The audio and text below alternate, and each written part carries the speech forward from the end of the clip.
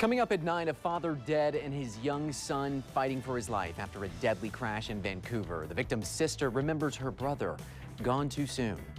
Plus, a man found guilty of multiple incidents of racist vandalism and arson finds out how long he'll spend in prison. Details tonight as a judge hands down his sentence.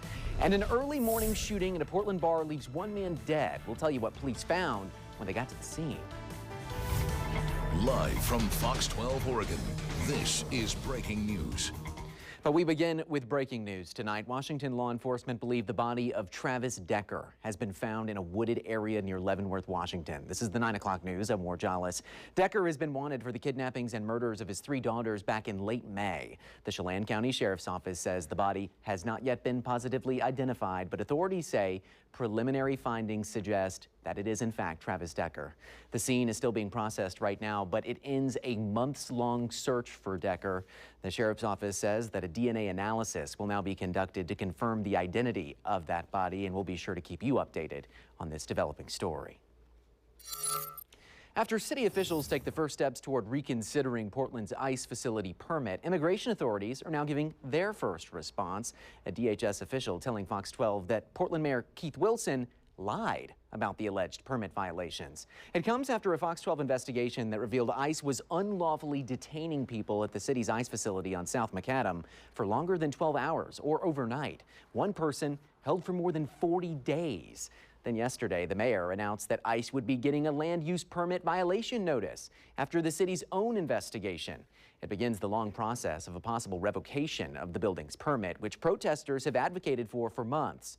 But a DHS official tonight telling us that all that data and all the mayor's claims are not real. They're saying, quote, Mayor Wilson's claims of substandard conditions at ICE facilities are categorically false. All detainees receive proper meals, medical care, and access to family and legal counsel. She goes on to say, quote, ICE has taken action to ensure that detainees are not held for more than 12 hours, including by increasing staffing and other resources provided by the One Big Beautiful Bill. The mayor's claim of conducting a thorough and thoughtful investigation amounts to nothing more than a FOIA request without any effort to verify facts with ICE. Now, it is worth noting that we have not heard any claims from the mayor's office thus far about living conditions at the ICE facility, just claims that ICE violated the conditions of their land use permit there. We've reached out to ICE for clarification and to the mayor's office for comment. We have not heard back yet, but we expect to get a fuller picture of what's going on when we receive the actual ICE violation notice sometime tomorrow.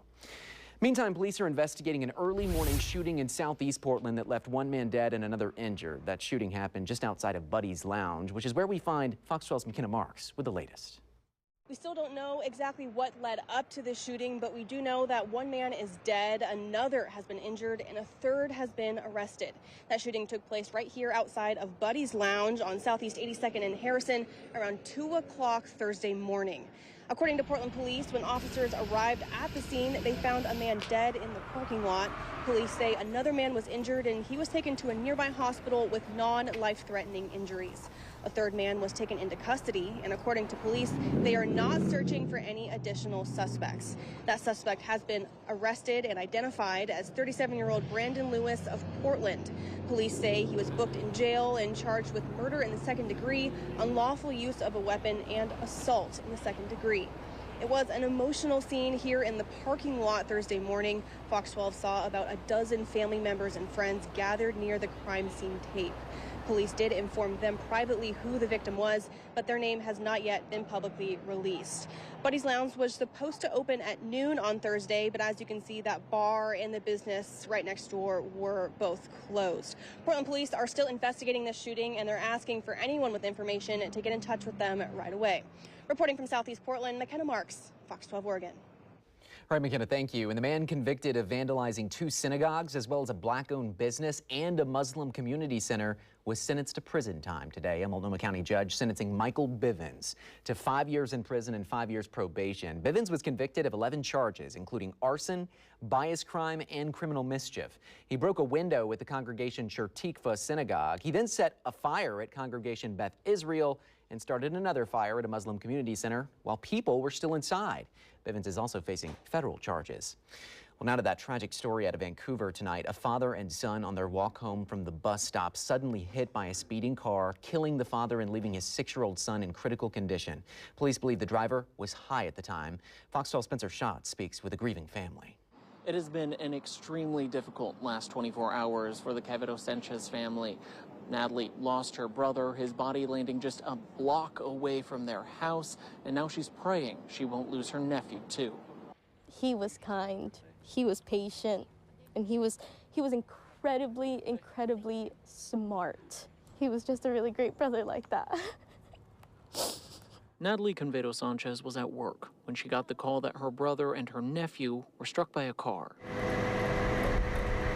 Just right down the block. My parents were home, but they didn't hear any of the ambulances or anything until someone came and got them. By the time they went out there, my brother's body was already covered. Her brother Jose died at the scene. His son, her nephew Joshua, was rushed to Randall's Children's Hospital. I know that he's not breathing on his own. He's hooked up to a lot of machines, but he's still there. And he's strong. He's so strong. His family has been by his side since the crash. Every time I go to the hospital now to go talk to him, I tell him, as soon as you get better, I'll give you your tablet. Because I just know he's waiting for it. Mr. Paulson making first appearance on a count of vehicular homicide, a second count of vehicular assault, and I think a third count of DUI. The day after the deadly crash, the suspected driver, 73-year-old James Paulson, went before a judge as the state's attorney described how the crash played out. Multiple witnesses of speeding, being frustrated with traffic not moving, hitting cones in the construction zone, and then when he passed outside of his lane of travel and got back into that direction, he struck the first victim, the deceased victim of vehicular homicide, dragged him for about 100 feet, struck the 6-year-old child, who is in critical condition right now at Randall's, Your Honor. It's just a reminder to be patient, understand that things happen. Sometimes there's traffic, sometimes you gotta wait. And that's just life. It's not easy, but you have to be patient, just like Jose was. The family has set up a GoFundMe page to cover funeral expenses and medical bills. As for Paulson, the judge set his bail for $1.5 million, saying the facts of this case are very concerning and there's very few conditions of release that can guarantee public safety. His next hearing is set for next Wednesday at 9 a.m. Reporting in Vancouver, Spencer Schott, Fox 12 Oregon. All right, Spencer, thank you. We're still waiting for more information after a military helicopter crashed near Joint Base Lewis McChord in Washington. A U.S. Army official confirms the helicopter crashed in a rural area around 9 o'clock last night. Officials say 4 service members were on board at the time, but have not said if there were any deaths or injuries. The crash did spark a wildfire that, as of this morning, had burned 1 acre, which impacted crews being able to reach the crash scene. It's not just cities, counties, and states facing budget shortfalls right now. School districts are also seeing financial issues, and now another district in our area has announced that it is facing a budget crisis of $5.5 million. The Reynolds School District in Fairview says it could be cutting 79 positions. The district says it's trying to reach an agreement with unionized staff for furlough days, which are periods of temporary unpaid time off. The district said it's already reduced central office staffing by about 50% over the past 2 years and cut non-staff expenditures, but it still hasn't been enough. Enrollment at the district has also dropped by about 2,300 students over the past decade. Salem-Keizer Public Schools just announced some new ways to make its schools safer. Last year, the district began updating its high schools by reducing the number of entries and exits into the schools. And just this morning, the district announced that all of its middle schools will add weapon detection systems this year. The machines will then take a year to install. Administrators say that's because they'll roll them out a couple schools at a time. Probably the most disturbing trend that we've seen across, especially utilizing the Marion County juvenile data, is that we've seen a decline in age in charges where it's possession of a weapon, which is really kind of a driving factor for us. So we don't want weapons in our schools. We feel our layered safety systems provide us with that ability to make them as weapons free as possible. So it's logical that we started in our high schools and now that we're moving into our middle schools. Each school will share more specific information with staff and families regarding timelines as they get closer to implementing the new security systems. The machines will cost roughly $1.2 million, although that money will come from the 2018 capital bond and a 2022 settlement agreement. All right, let's take a live look outside now. This is a live look right now from our Portland Rivermark Community Credit Union weather camera, and Fox 12's meteorologist Camilla Ortiz is here, and this is the first time I've been able to say that's cool. Meteorologist. Yes, you Camilla were off Ortiz. when it all happened, when it all went down last week. So. I know, right? Okay, yeah. well, let's talk about today. Yes. Beautiful outside, Yep. but towards the afternoon, I started smelling a little bit of smoke. Totally, out yeah. there. It was weird. I haven't experienced that before. Right, and you're not alone there because, yeah, this morning it was beautiful, and exactly like you said, it kind of seemed to get worse throughout the day. So here's what's going on.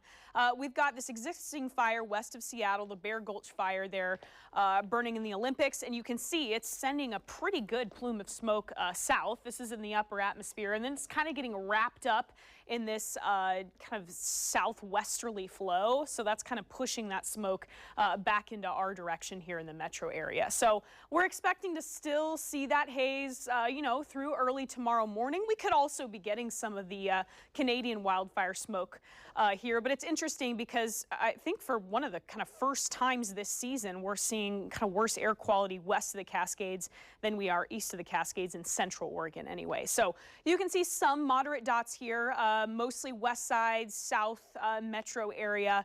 And then notice we continue to see those kind of moderate dots stretching down the valley.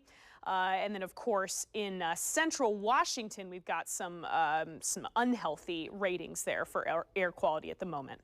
All right, current temperatures out there, upper 60s in Portland. And heading south into Salem as well, temperatures along the coast in the mid-50s.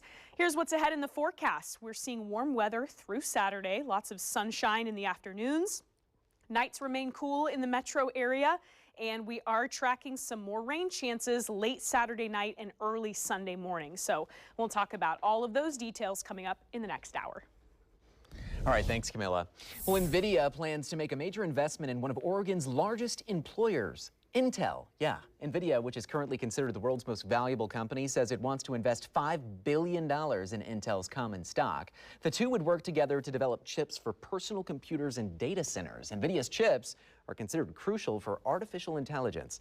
The new partnership is expected to boost AI infrastructure.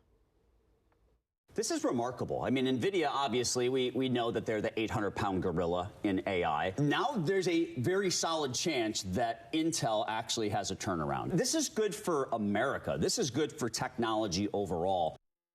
The deal is subject to regulatory approvals, though. As you can imagine, today's announcement, though, sent Intel stock soaring. The deal comes a month after the U.S. government took a 10% stake in Intel. Intel's been struggling after missing the shift to mobile computing, and it's also been falling behind in artificial intelligence. The 9 o'clock news is just getting started. Predicting disasters. Tonight, a local scientist shares the work that's being done to figure out when and where things like landslides are most likely to happen. And later, a local nonprofit is sharing its vision for a botanical garden to revive the riverfront, how they plan to change a Superfund site from an ugly duckling to a beautiful swan. That's up next.